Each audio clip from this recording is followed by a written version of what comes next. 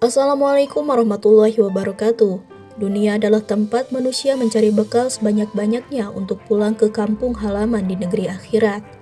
Tak jarang orang akan berlomba-lomba mengerjakan kebaikan dan amal soleh untuk mendapatkan ganjaran melimpah agar sampai dengan selamat di akhirat kelak. Namun jangan sampai terlalu fokus mencari bekal dengan amal-amal kebaikan, malah justru membuat kita lupa tentang hal yang akan mengikis pahala dari amal-amal kita. Di dunia ia percaya diri akan masuk surga karena merasa sudah mempunyai banyak amal, padahal amal tersebut telah terkikis pahalanya. Sehingga jadilah ia manusia merugi, sibuk beramal di dunia ternyata hanya mendapatkan sedikit nilai pahalanya atau malah tidak sama sekali. Dengan kata lain, ia telah tertipu dengan amalannya sendiri, namun malah bangkrut di akhirat. Na'udzubillah. Lalu apa sajakah perbuatan yang tanpa sadar bisa membuat kita merugi di akhirat? Simak selengkapnya di Selintas Sahur sampai usai agar tidak salah paham. Ghibah, suudzon, dan menjalimi orang lain. Banyak orang yang tidak sadar telah kehilangan pahala karena perbuatan ini. Awalnya mungkin tidak berniat untuk bergibah, namun biasanya orang tanpa sadar melakukan gibah ketika berkumpul. Suudzon atau prasangka buruk juga erat kaitannya dengan ghibah, karena ketika seseorang membicarakan orang lain, biasanya akan timbul prasangka-prasangka buruk yang belum tentu kebenarannya. Hai orang-orang yang beriman, jauhilah kebanyakan prasangka kecurigaan, karena sebagian dari prasangka itu dosa, dan janganlah mencari-cari keburukan orang, dan janganlah mengunjingkan satu sama lain. Adakah seseorang di antara kamu yang suka memakan daging saudaranya yang sudah mati? Maka tentulah kamu merasa jijik kepadanya, dan bertakwalah kepada Allah. Sesungguhnya Allah Maha Penerima Taubat, lagi Maha Penyayang. Quran Surat Al-Hujurat ayat 12. Nabi SAW juga menyampaikan tentang bahayanya ghibah dan prasangka buruk yang bisa membuat seseorang bangkrut di akhirat. Dari Abu Hurairah radhiyallahu an, Nabi SAW bersabda, "Tahukah kalian siapa muflis, orang yang bangkrut itu?" Para sahabat menjawab, "Muflis, orang yang pailit itu adalah orang yang tidak mempunyai uang maupun harta benda."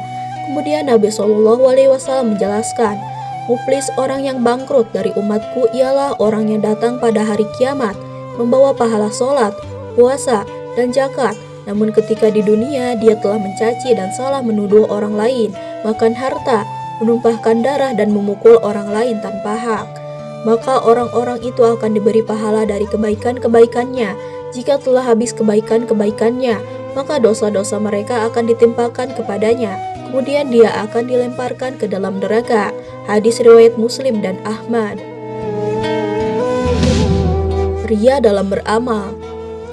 Seseorang harus berhati-hati dalam berbuat kebaikan, karena tanpa disadari, ria kadang hinggap dalam hati seseorang, hingga niat beramal bukan lagi karena Allah Subhanahu wa Ta'ala. Ria adalah melakukan suatu amalan dengan tujuan untuk mendapatkan pujian dari orang lain.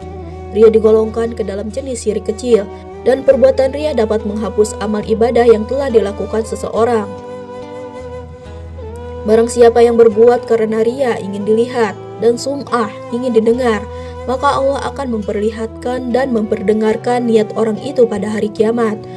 Hadis riwayat Ahmad dan Al-Baihaqi. Bersumpah atas nama Allah memvonis seseorang tidak akan diampuni. Ini merupakan salah satu bentuk ucapan tanpa ilmu, sebab ampunan Allah adalah hak Allah semata, sehingga tidak bisa seseorang memvonis seseorang tidak akan mendapatkan ampunan Allah sebanyak apapun dosa dan kesalahan orang tersebut. Rasulullah SAW mengisahkan ada seseorang yang berkata, "Demi Allah, Allah pasti tidak akan mengampuni si fulan." Maka Allah Ta'ala berfirman, "Siapakah yang bersumpah atas namaku bahwa aku tidak akan mengampuni si fulan? Sesungguhnya aku telah mengampuni si fulan dan aku menggugurkan amalmu." Hadis riwayat Muslim.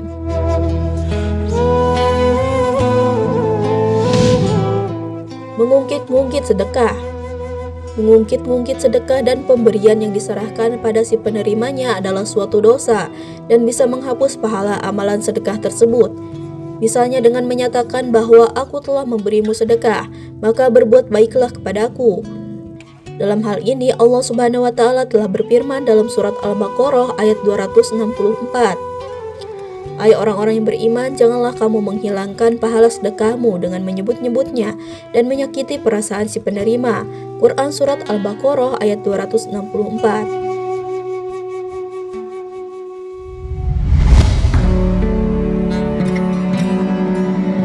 Nah, bagaimana menurut kalian? Adakah di antaranya pernah kita lakukan secara sengaja atau tidak?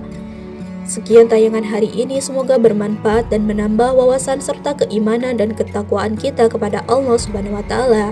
Wassalamualaikum warahmatullahi wabarakatuh.